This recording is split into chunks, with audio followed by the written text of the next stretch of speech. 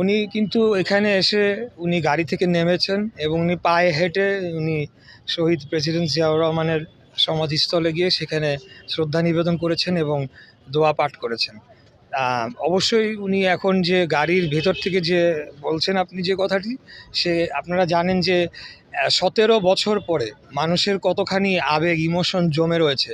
সবাই তো ওনার কাছে যাওয়ার জন্যে, এক নজর দেখার জন্যে, ওনাকে পাওয়ার জন্যে উদগ্রীব হয়ে রয়েছে।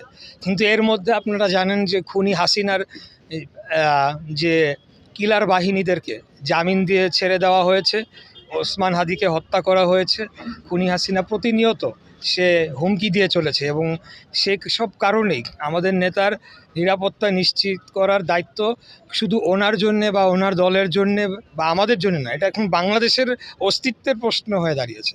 সে কারণেই আমরা মিনিমাম যতটুকু নিরাপত্তা দেয়া অবশ্যই প্রয়োজন, সেটা সরকার এবং আমাদের যে নিরাপত্তা টিম গঠন করা হয়েছে, যার নেতৃত্বে ব্রিগেডিয়ার জেনারেল শামস রয়েছেন, অবসরপ্রাপ্ত, ওনারা এটাই দেখভাল করছেন এবং আমাদের নেতা নিজেই এইসব ব্যাপারে উনি যথেষ্ট ওয়াকিবহাল রয়েছেন। কারণ আপনার প্রশ্নের যে উত্তরটি, যে ১৭ বছর পরে, এখানে ১৭ বছর পরে আমার মনে হয় যে আবেগের জায়গার থেকে যদি দেখি, সবচেয়ে বেশি আবেগটা ওনার ভিতরেই রয়েছে এবং সেটি উনি ভাষায় কীভাবে প্রকাশ করবেন সেটা ওনার চেহারা দেখেই কিন্তু আমরা বুঝতে পারছি। উনি যখন হাস্যোজ্জ্বলভাবে সবার সাথে হাত নেড়ে কথা বলছেন, এটাই কিন্তু বোঝা যায় যে উনি কতখানি উদ্গ্রীব হয়েছিলেন ওনার জনগণের মাঝে ফিরে আসার জন্যে।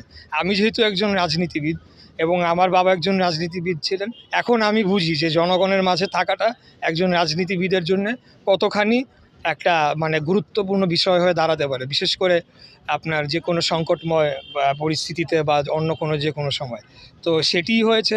উনি ওনার জায়গার থেকে উনি সফলভাবে বাংলাদেশের আন্দোলনকে নেতৃত্ব দিয়ে এটিকে সফল করেছেন এবং আমি মনে করি যে এরকম উদাহরণ বিরল।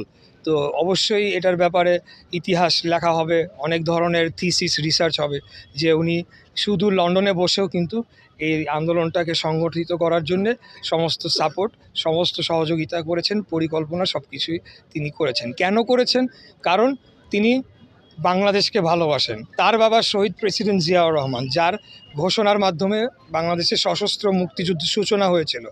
ওনার হাতে বাংলাদেশ নিরাপদ এবং আমরাও সেটা বিশ্বাস করি মনে প্রাণে যে ওনার হাতে বাংলাদেশ নিরাপদ, এবং সেজন্যই তিনি সকল কিছুকে মোকাবেলা করে ধৈর্য ধরে ১৭ বছর ধরে, অনেক সময় গিয়েছে যখন উনি জানতেন না ওনার মাকে উনি আবার দেখতে পাবেন কিনা।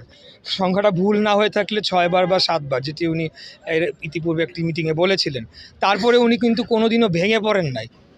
ওনার মা অসুস্থ, কিন্তু উনি সাংগঠনিক মিটিংয়ে উনি দৃঢ় মনোবল নিয়ে